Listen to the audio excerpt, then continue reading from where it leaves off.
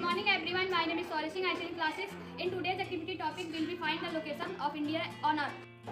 ये पूरा क्या है आपका? इसी को हम लोग ग्लोब बोलते हैं ना। और ग्लोब जो है ये बिल्कुल एग्जैक्ट मॉडल है किसका? हमारी अर्थ का। ठीक, ग्लोब क्या है? ये एग्जैक्ट मॉडल है अर्थ का। ठीक, अब ये देखो ये पूरा अर्थ है और ये किस शेप में है?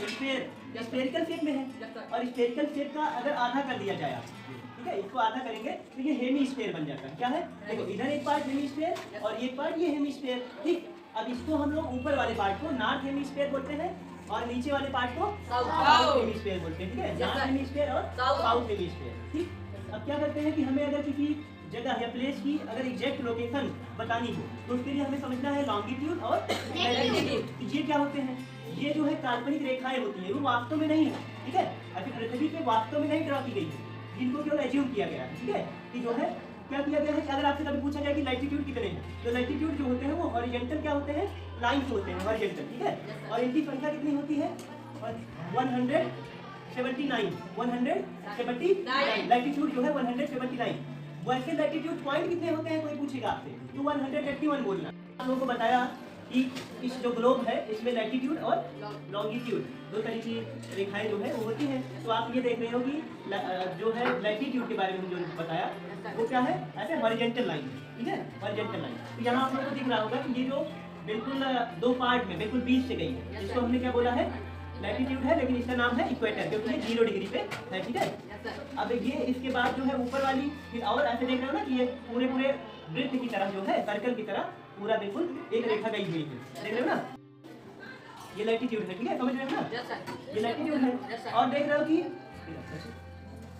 यहाँ से देखो वर्टिकल लाइन कुछ आई हुई है। देखो वर्टिकल लाइन इधर से ऐसे ना, देख रहे हो वर्टिकल लाइन, इनको हम लोग लॉन्गिट्यूड बोलते हैं। ठीक, इनको क्या बोलते हैं? लॉन्गिट्यूड। और इनकी संख्या कितनी होती है बच्चों? इनकी संख्या कितनी होती है? 360। ठीक है, कितनी होती है? 360। ठीक, अब क्या होता है कि ये लॉन्गिट्यूड और लैटिट्यूड, ठीक, इन्हीं से हम किसी प्लेस की स्थिति एग्जैक्ट स्थिति बता पाते हैं। जैसे आप देखो यहाँ पे हमारा इंडिया है। ठीक बच्चे, यहाँ पे क्या है? इंडिया।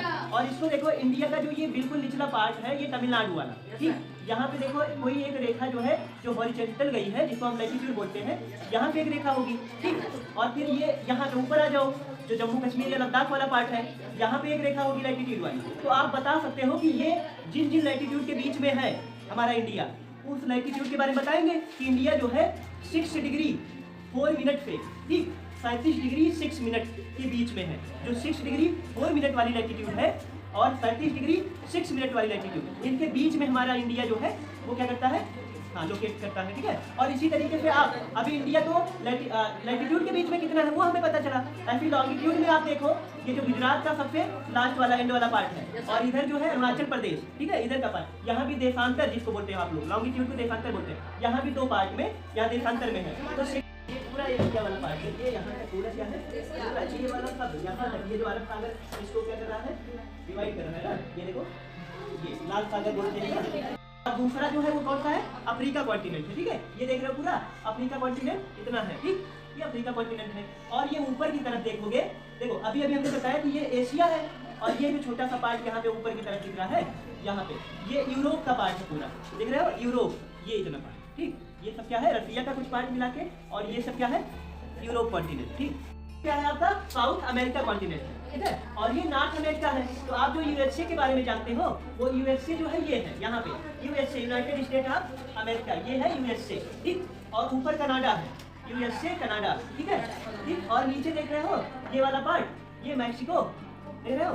तो ये यूनाइटेड स्टेट ऑफ अमेरिका ऐसे कोई एक देश है, वो कॉन्टिनेंट नहीं है, वो देश है। और ये यूनाइटेड स्टेट ऑफ अमेरिका जो है वो किस कॉन्टिनेंट में स्थित है? नॉर्थ अमेरिका में। ठीक है, तो आपका कॉन्टिनेंट और कंट्री में फर्क समझो। ठीक है, कि यूनाइटेड स्टेट ऑफ अमेरिका जो है, यानी जिसको अमेरिका ही केवल बोल देते हो आप लोग, वो देश है और वो किस कॉन्टिनेंट में स्थित है?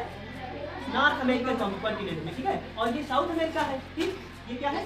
South America. ठीक, इसमें भी ढेर सारे देश हैं। ठीक, साउथ अमेरिका में लगभग 13 देश हैं, 13 कंट्रीज हैं। ठीक है, इसमें साउथ अमेरिका में। और इसमें जो है ऐसे 3 देश वो बड़े बड़े हैं और ऐसे जो है इधर वाले जो है 5-6 देश जो है वो छोटे हैं। ठीक है, और यहाँ पे आ जाओ, अभी तक आप लोगों ने देखा Asia, Africa, Europe, north America और साउथ अमेरिका। ठीक, इसके बाद नीचे आपका ऐसे ये क्या है? नीचे अंटार्कटिका है, इस पे कोई जीवन नहीं है अभी, ठीक है, क्योंकि इस पे आइस और ग्लेशियर सब है, ठीक, यहाँ पे जीवन संभव नहीं है। और यहाँ देखो बच्चे, एक और आपके पास कॉन्टिनेंट दिख रहा होगा, ऑस्ट्रेलिया। अब कहते हैं ना 7 कॉन्टिनेंट है, तो ये ऑस्ट्रेलिया, ठीक। अब आपको यहाँ भी समझना है कि ऑस्ट्रेलिया जो आप देश में देखते हो वो अलग है, वो इसी कॉन्टिनेंट में है ना। अब इसको हम लोग देखो, ऑस्ट्रेलिया सबसे बड़ा देश, ऐसे इस कॉन्टिनेंट का नाम ओशिनिया है, ठीक है। इस कॉन्टिनेंट का नाम क्या है? ओशिनिया। लेकिन चूंकि जैसे आप देखते हो घरों में सबसे बड़ा बच्चा जो होता है उसके नाम से ही बता दिया जाता है ये अंशिका की मम्मी है, ऐसे बोल दिया जाता है ना, तो अंशिका का नाम बार बार आ रहा होता है। वैसे ही इस कॉन्टिनेंट ओशिनिया कॉन्टिनेंट में सबसे बड़ा जो कंट्री है बड़ी, उसका नाम ऑस्ट्रेलिया है, तो पूरे कॉन्टिनेंट को हम ऑस्ट्रेलिया ही बोल देते हैं, ठीक है। लेकिन इसका नाम क्या है? ओशिनिया, ठीक। ओशियन जो है वो ये अफ्रीका और एशिया और ऑस्ट्रेलिया इन सब के पास है, ये सबके नीचे देख रहे हो, ये पूरा ये बड़ा सा पार्ट पूरा जो दिख रहा है आपको, ये पूरा क्या है? Pacific ocean. और इंडिया के बिल्कुल जस्ट नीचे वाला जो पार्ट है, ये इतना पार्ट, ये केवल इंडियन ओशन है, इतना पार्ट इंडियन ओशन है, और ये नीचे वाला पूरा पार्ट क्या है? ये पैसिफिक ओशियन। और यहाँ पे देखो ये अटलांटिक ओशियन है, जो आप देख रहे हो कि ये क्या कहते हैं, अफ्रीका और नॉर्थ अमेरिका और साउथ अमेरिका इनके बीच वाला जो है, इसको क्या बोलते हैं? Atlantic ocean. अब क्योंकि हमने इसको नॉर्थ और साउथ में क्या कर दिया है डिवाइड, तो ऊपर वाले पार्ट को हम नॉर्थ अटलांटिक ओशियन बोलते हैं और नीचे वाले पार्ट को साउथ अटलांटिक ओशियन बोलते हैं, ठीक है। ये हो गया। हाँ बच्चे, इधर बीच वाले पूरे को अटलांटिक ओशियन बोलते हैं, ऊपर के पार्ट को नॉर्थ अटलांटिक बोलेंगे और नीचे वाले को साउथ अटलांटिक बोलेंगे। और ये बिल्कुल पोल के पास जो एक पानी वाला वो है बॉडी, वाटर बॉडी है, इसको हम लोग आर्कटिक बोलते हैं, आर्कटिक ओशियन। ये बिल्कुल ऊपर वाला पार्ट, ठीक है, जहाँ भी ओशियन है। और ये कौन सा ओशियन होगा? Arctic ocean. और चूंकि नीचे हमने देखा है कि अंटार्कटिका कॉन्टिनेंट है, तो उसके पास जो वाटर बॉडी है उसको हम क्या बोलते हैं? अंटार्कटिका ओशियन, या इसी को हम लोग एक और नाम से दक्षिणी ओशियन भी बोल देते हैं ना, साउथ ओशियन भी बोल देते हैं, क्योंकि दक्षिणी समय है, ठीक।